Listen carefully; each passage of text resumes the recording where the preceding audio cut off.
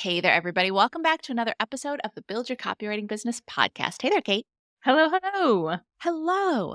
Okay, guys, today we are going to talk about protecting oneself. Well, certainly in general as well, but especially from the employment scams that are out there. You've probably seen the other types of scam and phishing in your text inbox. Every time I see one, I send it to my mother. Well, I don't send it to her. I tell her about it because they get better and better and better. Don't send it to anyone. I don't click on it. Look at this, but don't click on it. But because they keep getting better and better and better. And unfortunately, the scammers who are doing employment scams are also getting better and better and better. So what we want to talk about today is some things certainly to look out for, some of the texts and the emails and the direct messages we've been getting. But at the same time too, also what flags to watch out for, and also too what flags that maybe they're not scammers, but maybe they're just not the kind of clients that you want to be working with. So we're going to dig into all of that in today's episode. Yes. And I think maybe the first place to start is the fact that it can be really exciting when someone reaches out to you with an employment opportunity. It's like, oh, they found me and they're interested in me and they want to hire me. So not that we should temper all of that excitement, but I think there is an element of having that excitement, but then knowing that the next step is to dig into this further and do a little bit of research before replying, responding, anything, before elevating that excitement to anything else. This is digging into everything. It's just it's what we have to do now with things like this. Even if someone reaches out via your contact form or email or WhatsApp or text or LinkedIn, those are kind of all of the places that someone might be reaching out to you on, and all of them have scammers. Yeah, unfortunately, all of them do. Anytime there's a new platform, there's a new opportunity for scamming.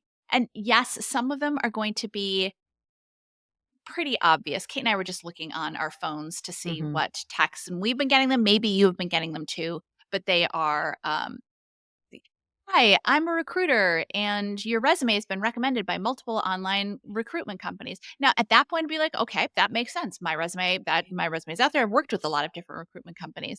As a result, we are offering you, so they don't know me, but they're offering me either a part-time or full-time. It involves free training will be provided. The working hours are flexible, ranging from 30 to 60 minutes, depending on my schedule. So 30 to 60 minutes total. And if you choose to commit, you can earn between $300 and $1,000 daily. Wow, great deal. Sign me up. And then also too, of course, and then they want to be contacted through WhatsApp, even though they sent it through regular text messages.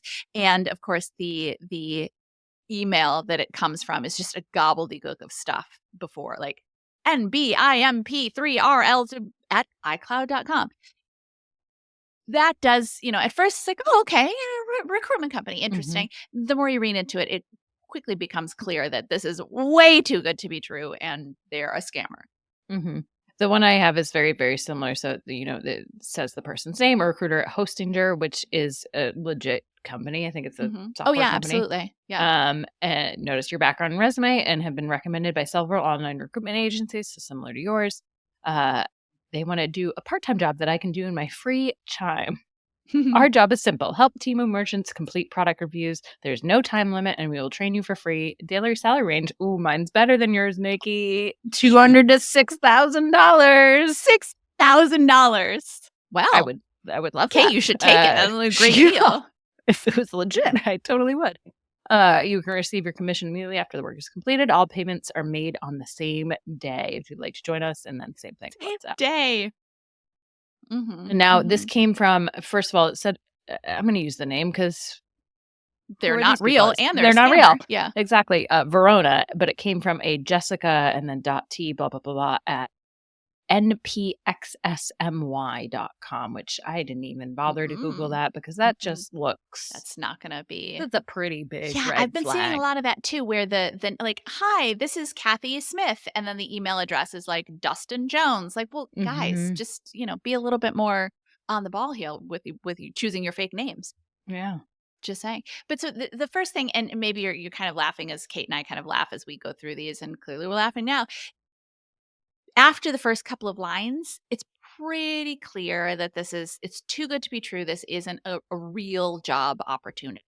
But some of the other ones are a little bit more savvy and are not just sending out a bunch of spam texts whenever they find a phone number, but they are on LinkedIn and are Mhm. in email and are reaching out to you there and are doing everything they can to look legit. Yeah, I think if they look at you on LinkedIn and you can click on their profile right then and there, but even if they aren't reaching out on LinkedIn, do a Google search on whoever this person is. If they don't give a last name, red flag. Mhm. If you search their email, or again, if the email and name don't line up, obviously a huge red flag. But search this person. Does the company exist? Mhm. From what you can see on the company's page, is that person employed at that company? When you pull up their LinkedIn, does it match? Does the company and the name match? Does this person exist? Really, is what you're looking for. And if they Mhm. do, it's very easy to create a fake LinkedIn profile. Uh, does the picture look like a stock image or real human? Do they have experience listed? Do they have people that have recommended them? Are they connected to anyone? Um, those are some of the first things to look for because obviously, if it's a very very sparse LinkedIn profile, then maybe this person isn't who they said they are. They haven't even put time into their profile. Mhm. One of the things that I always look at is when they say, "Oh, we're a company that," we get this with pitches a lot as well. "Oh, we're this kind of company," and I look at their, it's Jason at xyzcorporation.com. The first thing I always do is go to the URL xyzcorporation.com, and you would be surprised at how many times there is no website there.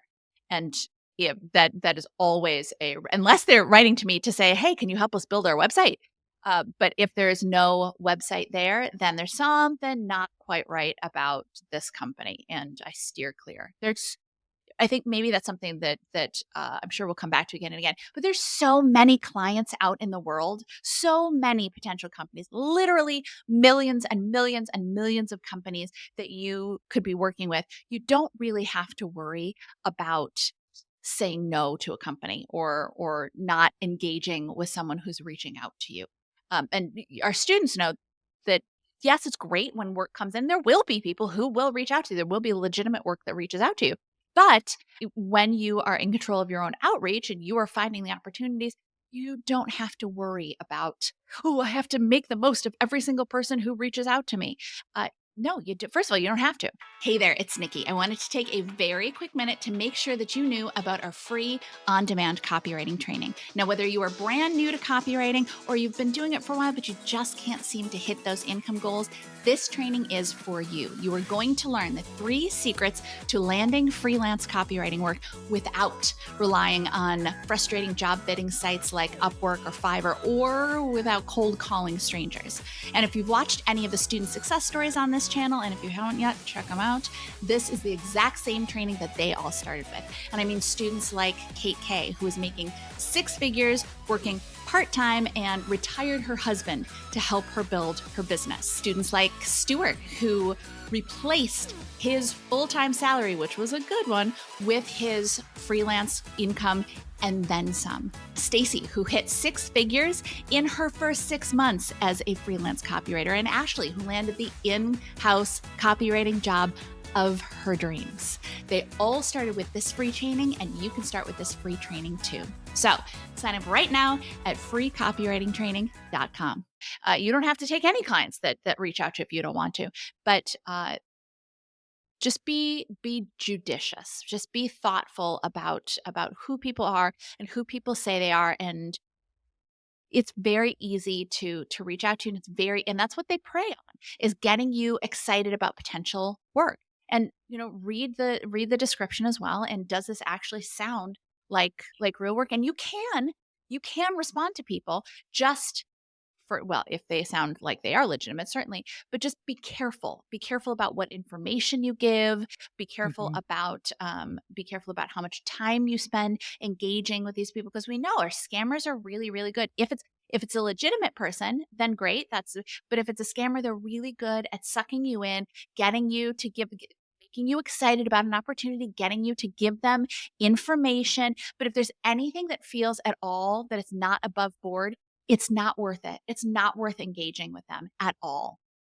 It's not worth your time because then you're just going to Mm-mm. be. It's very easy with a sunken cost to keep going, and so once you've invested time in this conversation, it's so much easier to get more and more disappointed the longer you've spent, and then it doesn't pan out. That disappointment and frustration can become really large. Mhm. So I think nipping it in the bud, and kind of my first suggestion would be, when you write back, if you're interested in something, if it's like, I'm curious, okay, I'd like to learn more, ask to get on a call with them, Mhm. and preferably ask to get on a video call with them. And if they're not Yes. willing to do that, then that's a huge, if not yellow flag, definitely an orange flag. I get that people are busy and they might not want to, have time to jump on a call with everyone. But if they're truly reaching out to you and interested in you, even if it is a recruiter working for a recruitment company, they're going to get on a call with you because they want to Mhm. build your profile and put it in their system. And then other recruiters that work for the company have access to who you are, because their job is to place whomever for their clients. And so they want you in their world. They will get on a call and make the time to get on a call with you. Mhm. So anyone who's not willing to do that, probably not a client you want to work with. And you can just feel a lot more confident having talked to a real human, having seen a human, having a little bit more of an interaction with them, than if you're just doing it via text or email or WhatsApp or whatever the platform is. Mhm. And quite frankly, I would take any communication off of a WhatsApp personally. Ooh, no. It's just feels like it's there is a level of encryption, yes, that people like that for messaging purposes, but when it comes to professional business world, there's no reason you need to be on platform like that. So, Mm-mm. getting people off of these kind of, first of all, I Shady. don't want shady. I don't Yeah. want my clients texting me anyway. I know some people do and are okay with that. I don't want that level of communication. I don't want to set that tone off the bat. So I'm going to get on a call and get it into my email universe versus Mhm. doing it via text or WhatsApp personally. But Yeah, mm, exactly. And I would go ahead, I would call it a red flag if a client is not willing, "Well, I'm really busy. I can't get on Zoom with you." It's hmm just a 5-minute client, or just 5-minute client, a 5-minute call. Um, I just, let's meet face to face. And if they won't do it, it's like, how when you hear those stories about people who are catfished from dating sites hmm and how they've been, sent talking to someone for 2 years, but that yes, person's never been willing to get on a video call, you go, "Oh." But that's how it starts. It starts by someone saying, "Oh, I really can't, but I really love to, but I'd love to move forward with this project, but I just don't have time. Can we just do a little project first? And then after that, and I'm happy to get, but I just really, really need this done fast." They will try to push you and make you feel guilty, right? Make you feel like, "Oh, you're being the difficult one. You're being it is part of the tactics." This has to be an exercise in you protecting yourself by having firm boundaries. And if they say, "Well, I have this potentially huge project. It's probably going to be a $5,000-$10,000 project, but I just don't have time. But of course, we're not going to give you a $5,000-$10,000 project until we've seen a sampling of your work. Are you willing to do? We'll definitely pay you. This is a $200 project. Can you do this little thing? But we need it right away. So I'm not going to have time to get on a call with you. Can we just do this? And then next week we can get on the call and we can do that $5,000-$10,000 project. But I really want to work with you, but I just don't have time. Can you please? Like, I don't." But can hear this, how you would go, "Well, I don't wanna give up on that really big project." And maybe they just really are so busy that they can't get on the call for a $200 project. Maybe once I do the $200 project and I prove to them that this is hmm no, all of this is you in your head trying to justify all of this, and this is hmm exactly what the scammers work off of. They work on making you doubt yourself, and you need to have those firm boundaries. I don't do work with someone until I see them on a video call. I hmm absolutely do hmm not. And that just has to be what it is. Because if you're thinking, "Well, what if I do a $200 project for them?" Was it a potential road that goes down is, "Oh, $200 project. Okay, great. Well, we pay out by Venmo. Can you give us your Venmo information?" And then it becomes a Venmo scam that's back and forth. And there's something hmm very interesting about, like, "Oh, we deposited too much. Can you send that $100 back to us?" Because it was originally stolen money that they put $300 into your account. And when you give them $100, it's it's a bad, bad situation. But but they prey on making you feel guilty, making you make rush decisions, and then getting you invested in it. Because Mhm. once you have, well, you've done the work, okay, then they're going, yeah, we're happy to send it to you. Oh, but then no real company operates like that. Every real company is more than happy to they want to talk to the people they're going to pay. They want to get on the phone, and there's nobody who's going to give a rush project to a complete stranger. Absolutely nobody. They have real companies have other resources. They might, Mhm. once you talk to them, they might say, "Oh, we have this project. Can you get this turned around for next week or something like that?" Maybe, but nobody's going to give a rush project to a complete stranger. Yeah, and I would say real companies too, and some clients are more organized than others, yes, but most companies have a process for how they work with someone who's brand new. And Mhm. getting on a call is kind of the first step in that process. So even if you've kind of gone down the line, they also have a process for paying individuals typically. They Mhm. have, they fill out proper paperwork. If you're in the US, you fill out a W-9 if you are a freelancer, or W-2 if you are full time. There's a process and systems in place, and you want to look out for these things, but the call is the first step. And so if don't go beyond that if they're not willing to get on a call. And then once you get on a call, you can probably tell mm, if it's a client you want to work with or not. And at that point, you might still be, to Nikki's point, a legit client, but maybe it's someone that just doesn't feel right. It doesn't feel like a good fit. It doesn't feel like they're willing to work how you want to work, or vice versa, or whatever it is. I think copy tests fit in this. That might be part of their process. And there's some legit companies that do unpaid copy tests. We don't support that. It should be, if they're doing a copy test that's unpaid, a very small, like, write a subject line or two or Mhm. something like that, like something very, very small. Otherwise, definitely push back and say, we have a whole episode we'll link to it on copy tests, but you can ask if they're willing to compensate you for your time. And at that point, it's not necessarily that it's a scam. It's just maybe a bad fit for a company you don't want to work with. If they're not willing to pay you and value for your time, and you don't feel valued right off the bat in that relationship, then maybe that's not a business you want to work with. And so these are things that where scam just becomes preference. It's not a scam, but it's not a client that I want to do business with. Mhm. And so getting on a call, though, again, and talking with people and having conversations allows you to see whether or not they're a business that you want to do business with. Yeah, exactly. Get a sense for them, because yes, even if they are a legitimate company, you may just get a feeling from them, certainly, Mhm. but you might try to schedule something with them, and then they miss a call, and then they miss Mhm. the other call, and then you think, "Oh, you know what? This person seems kinda scattered. Yeah. Is that the kind of client you wanna work with?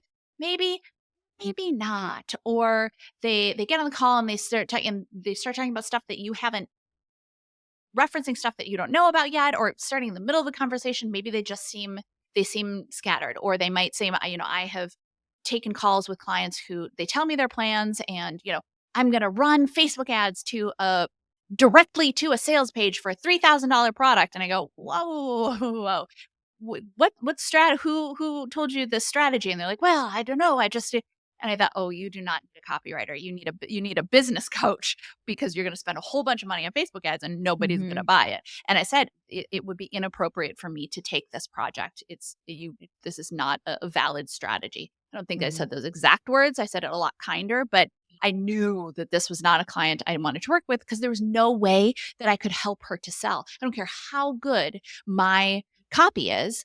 If she's running cold traffic to a $3,000 sales page, nobody's gonna buy.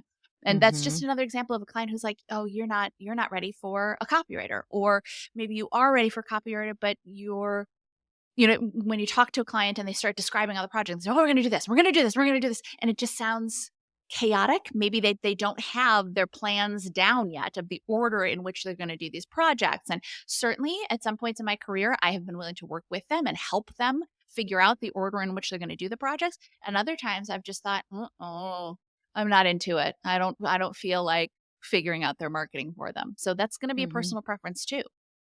Yeah, absolutely. And then too, if you decide to work with with a client, make sure that you're very clear on the terms of this work. Yes. Make Mhm. sure that you're very clear on exactly exactly what the project entails, exactly what the payment is, when that payment is going to come through. All of that stuff needs to be agreed on before you begin doing any work at all. And both Yes. you and your client have to agree. So if you send out your proposal with all of those details and the client doesn't send back an email saying, yes, absolutely agreed, let's get started, don't do that work. And if there's any kind of discrepancy in pricing or project or anything like that, hit the brakes, get Mhm. on the call with your client and say, okay, this was what we originally agreed to. It sounds like we want to go this direction instead.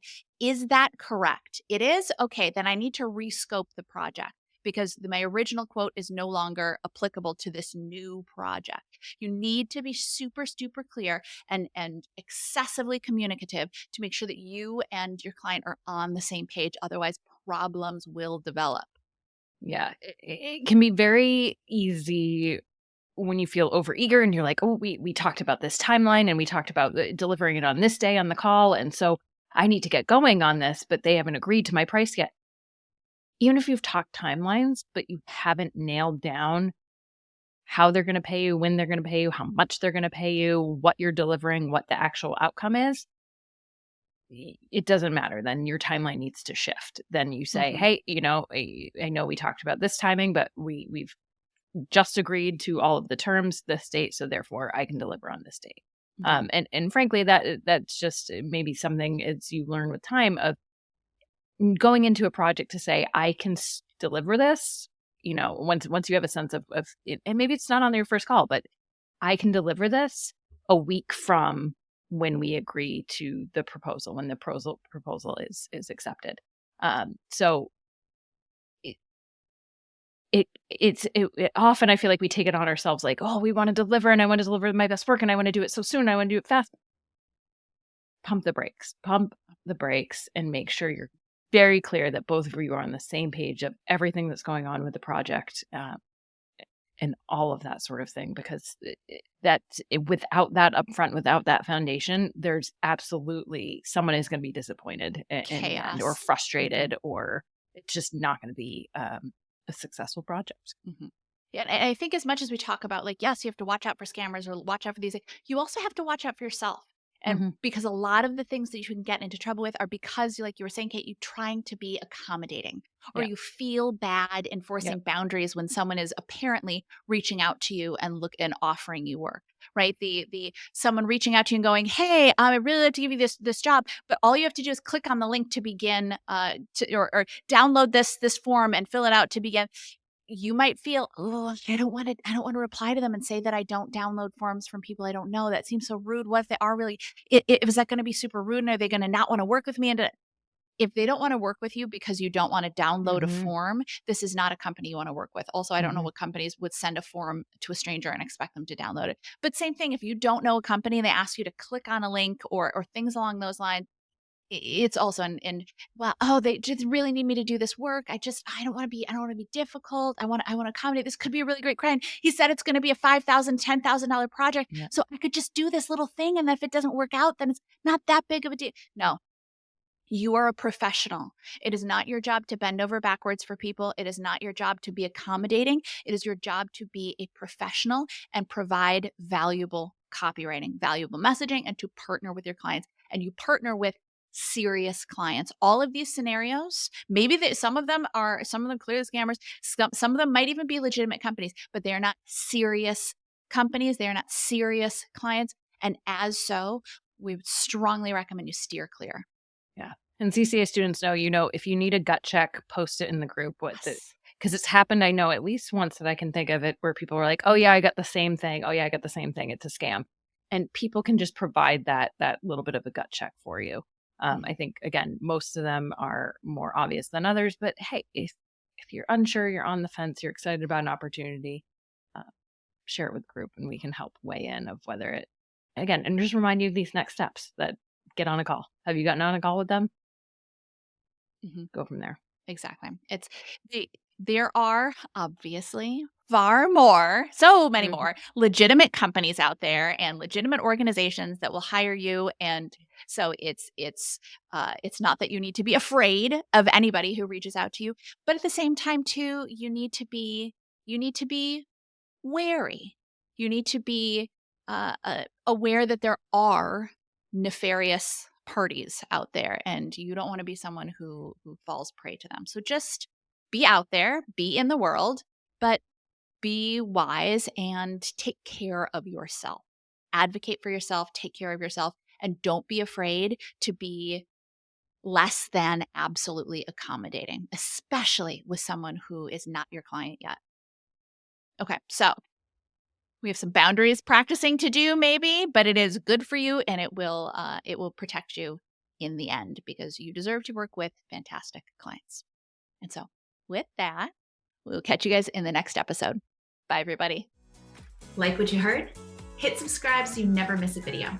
And if you're ready to take the first step toward becoming a copywriter yourself, sign up for a free video training right here.